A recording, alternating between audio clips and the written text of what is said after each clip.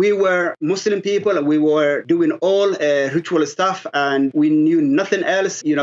She have seen dreams about Jesus 2 evenings, and then the 3rd day she was Christian. And when she told me she was Christian, I was devastated. I couldn't imagine. I couldn't take that, because we grew up as Muslims and all our families are Muslims, and I knew the consequence of becoming Christian. It is death penalty, and I didn't want anything to happen to my wife or to our family. So I was in shock by one way, and I was in denial another way. So I said, no, you cannot be, and this is wrong thing. You have to take back these words. And she said, no, Shino. And she started saying, Jesus is a lie. Jesus is a lie. He is the way, the life, the truth. No one comes to the Father except through him. And I didn't know. I don't know what she was saying. And I said, no, we have Muhammad. Muhammad is the only way. Nothing else no one else, or other ways you cannot be saved. And she was saying, I've seen heaven. I've seen hell. So all things are real, but the only way is Jesus. And I was saying no. I was pushing her out. But she didn't stop there. She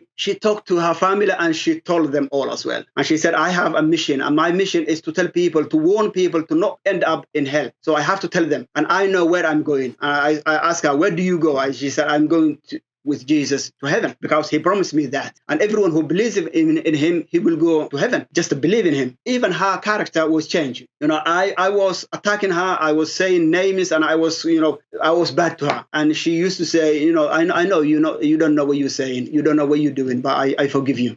And she was a person so strongly, never forgive anyone when she was Muslim. She used to say, I will never forgive you. And now she started forgiving people.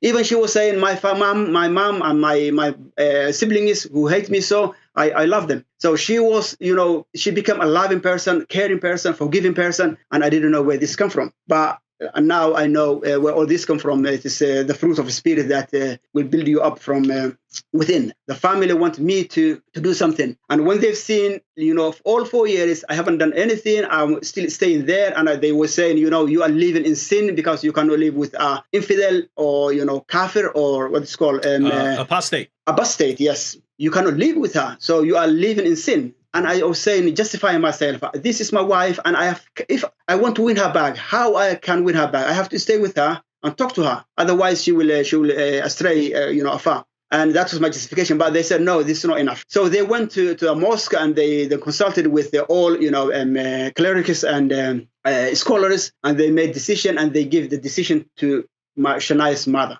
And she phoned me, and she said, Shino, we've seen you staying with her for almost 4 years, and you have done nothing. But our religion and our scholars are saying this, and this is 2 options you have to do. Either one you have to do. The first one was take your children away from her and leave her. The second one was, the mother says, you have to kill her. When she said that was my wake-up call. It was against my moral and ethic principles by myself. And I said, how can this be? How can Allah expect me to do this cruel stuff? And I call this, repulsive and wicked options. I can't do that. I cannot do this. But they said, if you cannot do this, you cannot be real Muslim. And I said, let me do my research. Let me do some studies. And I wanted to win some more time. And I went deeply to study, these options. And I came to conclusion that I don't have any other option, because the Prophet says anyone who leaves Islam, he must be killed. Yes, when I've seen this, I was trying to have a loophole to win some more time. But when I came to this conclusion, I said, no, this cannot be. If this is the options they want me on a decision I have to make my own decision. And I said, I will have nothing to do with Islam. I renounce it from that on. That's it. I made my decision. And that was before 4 months that I became a follower of Christ. I stopped all ritual stuff about Islam, and I took the Bible out. And before I opened the Bible, I prayed short prayer. And I said, Lord, if you are the Lord of this Bible, show me something which can change my life. Something that, that I believe that you are the Lord of this book. I will follow you. And I opened the Bible then. Randomly, just to open the Bible. When I opened the Bible, I came to John chapter 8. John chapter 8, verse 1 till 11. It is a history about a woman who was caught in adultery. When I've seen that, I remember this, similar history is in Islam. And I knew how that ended up. Yep. It ended by the woman was stoned to death. Stoned to death. Mm-hmm. Stoned to death.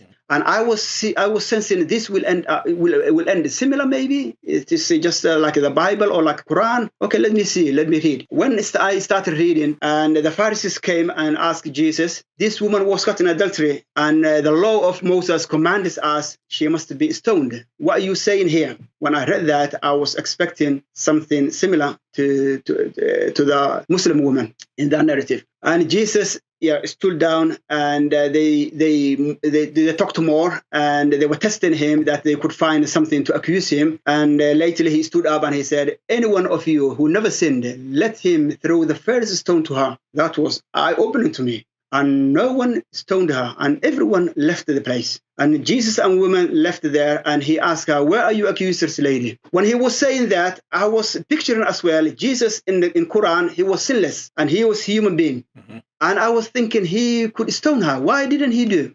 And I was picturing even this woman, she was there, and her life was in the hand of Jesus. What he says will be done. And maybe she was expecting the first stone will come now or later, and she was so dependent on Jesus. And in my sense, I was saying why he didn't stone. And the verse comes, he says, I will not accuse you, lady. Go your way and sin no more. When he said that, I felt love in the ending here, because I was seeing love, forgiveness, mercy, grace, and Jesus there. Woman, she was alive. And remember the other side of Islam, she was killed. Life and death.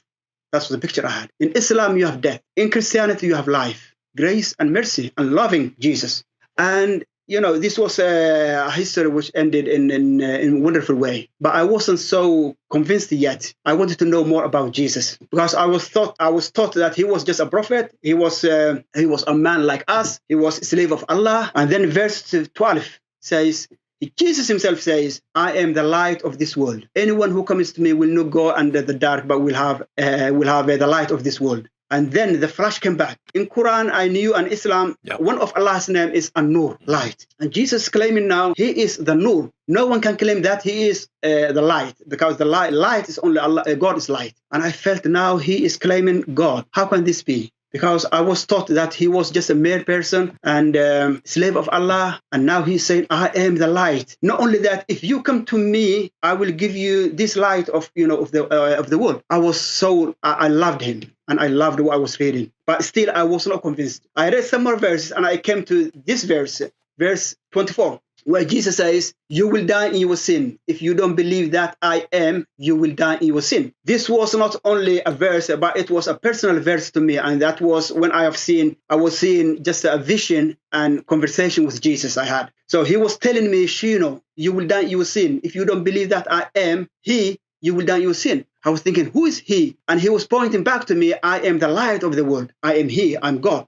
I was so, confused a bit, and I was feeling heavy loaded on my shoulders. I could feel, all my sins were on me. And this I am is jumping up and down, were getting my attention. The verse is very big, and I cannot leave. I have to say something. He was not forcing me, but he was just telling me or saying, do you want to die in your sin? And I knew if I die with my sin, I will end up in hell. And if I want to be saved, I have to accept that he is the Lord. So after a while, I couldn't bear this heavy loaded sin on my shoulder. And what I've seen was I didn't want to go to hell. I wanted someone to save me. So I came to conclusion. I said, my decision is I want you to be my Lord and Savior. And I accepted him as my Lord and Savior at that time. And then heavy loaded, all my shoulder went away, and I became light and happy and joyful. And then quickly I took my car, drove back home, and came to Shania. When she see me happy, she asked me, what happened to you today, Shino? And I said, I found Jesus in the Bible, and I accepted him as my Lord and Savior. And she was so happy that she hugged me. And it was a one wonderful day for both of us. It was a phenomenal day. And in the moment, she read the salvation prayer with me, and we became one again. And the harmony and the life we were missing all these 4 years came back in complete way. But now Jesus in our life.